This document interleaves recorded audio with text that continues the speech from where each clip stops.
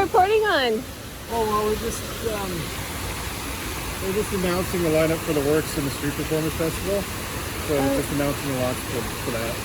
And now we're just getting some beauty shots for our weather segment. So yeah, it's nice to have the fountain back again. It was kind of a long wait for it to get renovated and up and running.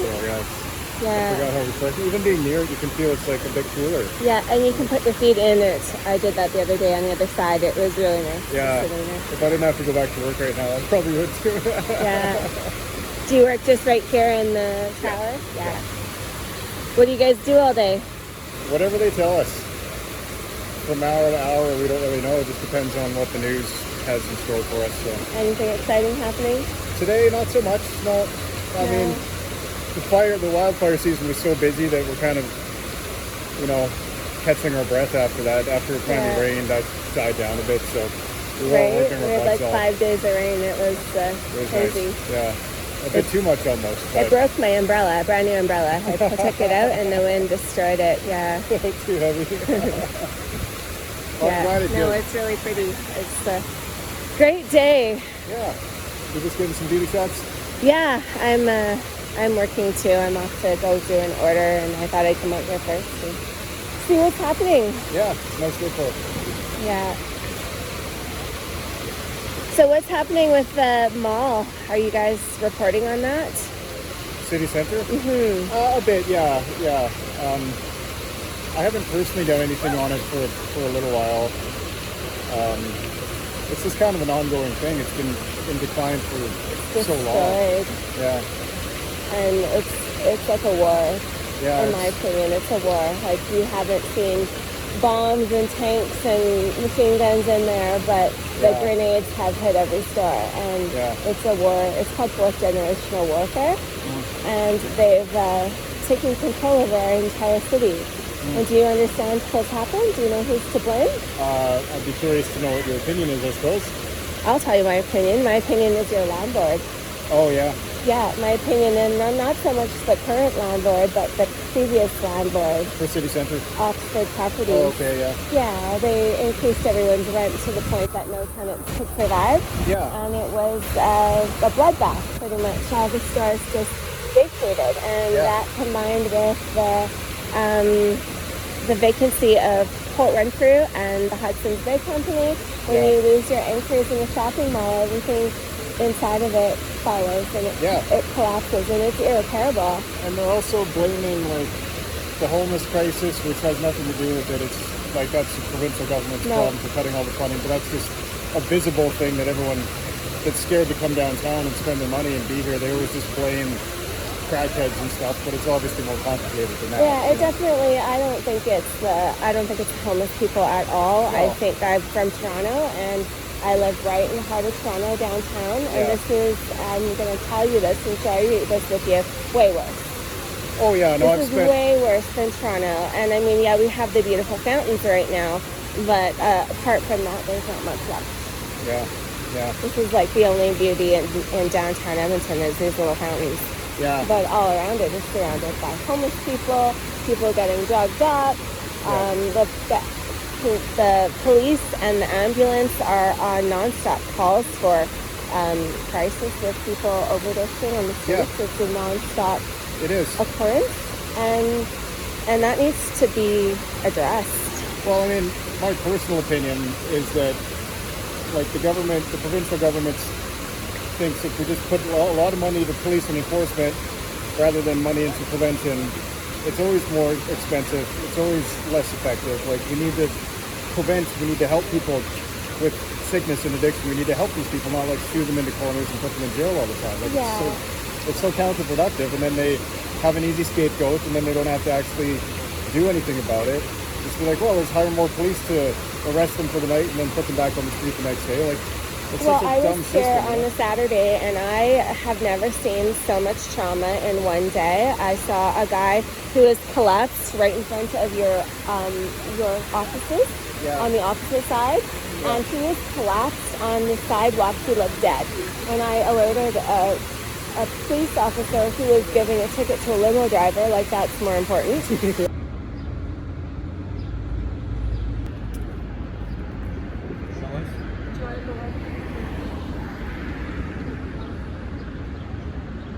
then earlier that day, there was a guy who was passed out on Jasper Ave, and there was an ambulance up the street dealing with another situation, and the man saw this man passed out, like he thought he was dead, and he called 911. Like, it's insane. It's really bad. They're overwhelmed. And they need to fix it.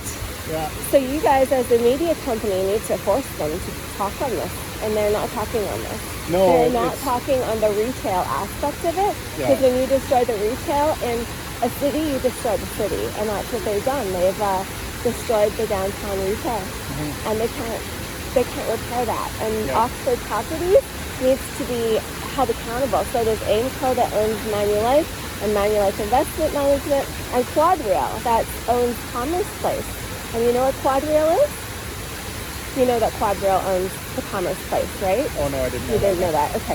So Quadrail owns Commerce Place, and Quadrail is over in Vancouver building a mega mall, like huge towers. There's 16 cranes in the sky. It's called Oak Ridge Park.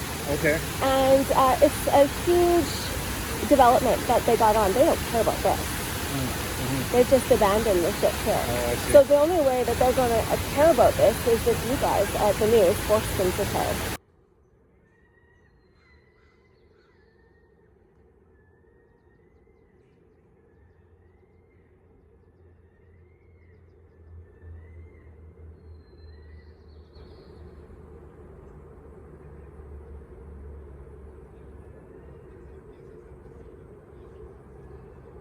And you have the power, you have the cameras. You can go right on into City Hall right there and ask them to start talking on this. And that's what we need you to do as from the public's point of view. Yeah. Right? Like, you got to go to your bosses, because I know you don't make the decisions first, so it's not your fault. You got to go to your bosses and you say, we need to address the retail aspect in our landlords. And then you're in a position, because your bosses probably signed some sweet lease deals with the landlords, and that's why they're not talking on it, because they haven't said one word. Yeah, that wouldn't surprise me, to be honest. That wouldn't surprise me at all, It's a nightmare. It's a disaster. Yeah. It's, in my opinion, 911, and this is ground zero, and that's how bad it is. And if we leave it another year, let alone 5 years, there's going to be nothing left of this place. It's going to be full-on military zone with police non-stop. Yeah. People, on the streets. Yeah. Bad. No, you're not exaggerating. And the landlords, because I have photographic proof of what this place looked like in 2019 before I left, and it was horrible then, but it was a million times better than it is now. Yeah. And now all the stores are gone. Yeah. Right? No, you're right. It's not looking good. No. So tell who's in charge. Who's the one that makes the decisions? Oh my God. It's hard to know that. That's another problem with CBC is there's too many managers. Is there? Yeah. They need more people on the street doing work and less people having meetings. 100%. Our conversation is more valid than any media story that has ever been published. Yeah, I'd agree with you there. Really? I was out here the other day, and City News was reporting on a meeting going on with a police commissioner on race-based data collection. It's so irrelevant. You have a completely destroyed downtown that needs to be covered, right? And it's not your fault that you're sent out here to do this. And, they should be pounding these developers on the collapse of downtown Edmonton. Because that's the correct word. It's a collapse. It's 90 to 95% vacancy in those three malls. Yeah. And you can't get that back if you just ignore it. And the police can't do anything about it legally, because it's called business. And this isn't business when you destroy the entire city anymore. It's called war. Yeah, it's weird. I don't understand what the end goal is, And the judges can't do anything either, because it's not their jurisdiction. So their hands are out of this. They can't force those mall owners to give away free rent to people and get the correct tenants in here. And at this point, when you lose your department stores, and the Bay and Holt Rentry have spoke very clearly that they're very displeased with Edmonton, and it needs to be dealt with. And the mall owners have to be held accountable for this. It's a complete destruction of our city. Yeah, no, you're right. Yeah. So take this, tell your boss. So who would be the big boss? Who would be the top boss? If I'm going to speak with somebody there, who would I want to speak with? Stephanie Coombs. Stephanie Coombs. Yeah. Okay. Yeah.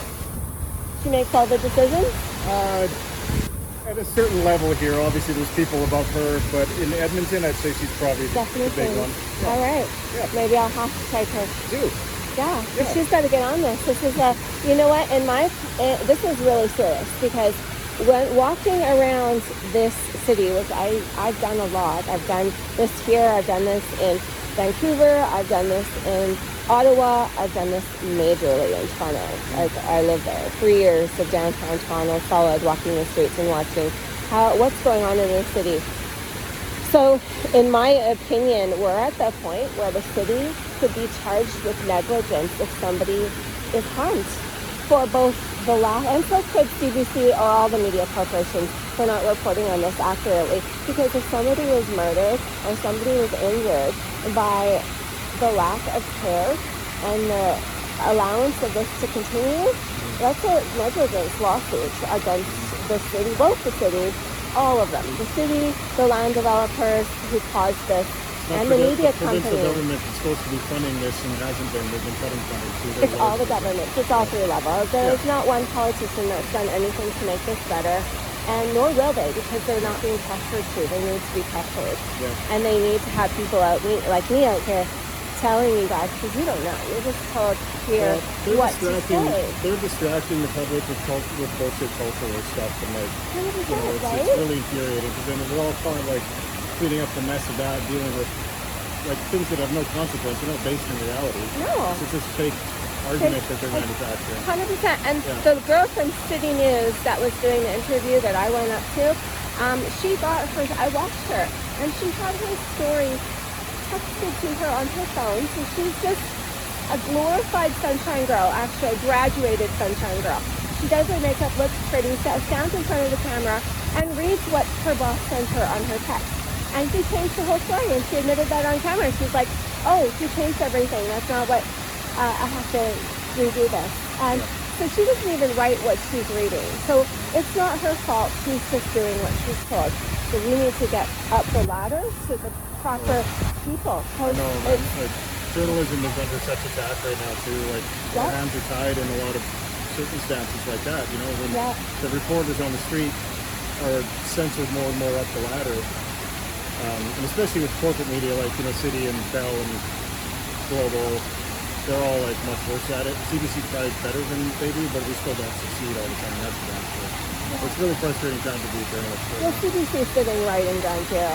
They have watched this collapse happen, just like I watched Toronto every day I was there. Yeah. They're here every day. They know what's going on, and they're getting it, ignoring it.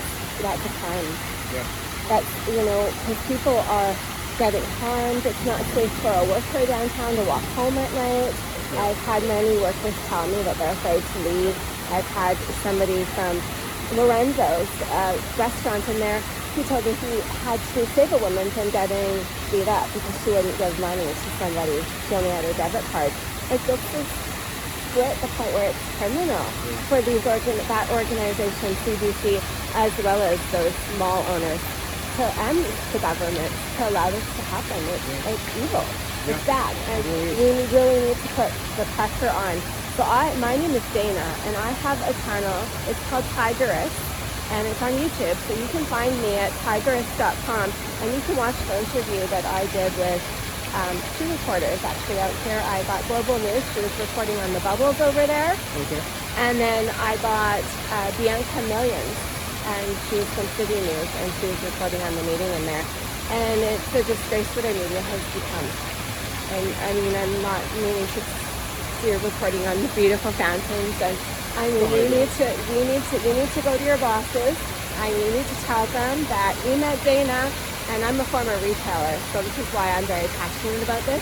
I used to own a store in City Center Mall when it was called Eaton Center, and it was owned by Cadillac Fairview, and they're all the same. They're all in bed together. So I used to own a store there, and then I was passionate about this, and I spoke about it. and I was silenced by a Court of Queen's Bench judge and told I'm not allowed to talk on my former landlord, which is another landlord in this city, and I'm not allowed to say, but it's not Cadillac Fairview and it's not downtown. And I was a tenant in this city for 18 years. I'm a business owner, so I see this from a business viewpoint, and I'm very educated in the way business works and mega malls work and corporate land development deals. We're at this point where that's where the blame has to be put correctly on your landlord, who is Canderel. Center Corp, there's a whole bunch of them on that tile right now. And you need to go up the ladder, and this needs to be, because now this has been a conversation, and I'm telling you as CBC, please forward this up your ladder and tell them to start reporting on the destruction of retail and forward them to my channel, and they can see I did a video that has the comparison side-by-side photos of all of the stores that were once in that mall, that was in 2019, and what that exact space looks like now, and it's almost all gone. It's that bad. Okay. Thank you for talking to me. Please send this up the ladder. We need to get this dealt with. Yeah, we got to keep talking about it, or else people just let it slide, right? Yeah, and they should be sending you out here doing stories on those people and the government and the malls and the destruction nonstop, because there is no more important issue. Looks great today because it's a beautiful day, right? Yeah. But when it's not a beautiful day and when there is no fountain, all we have is homelessness around here. Yeah, no, I've lived and worked downtown for over 20 years. I've seen it all happening too. So it was nice to meet you. Nice to meet you. Thank you. Have a good day. Yeah, take care.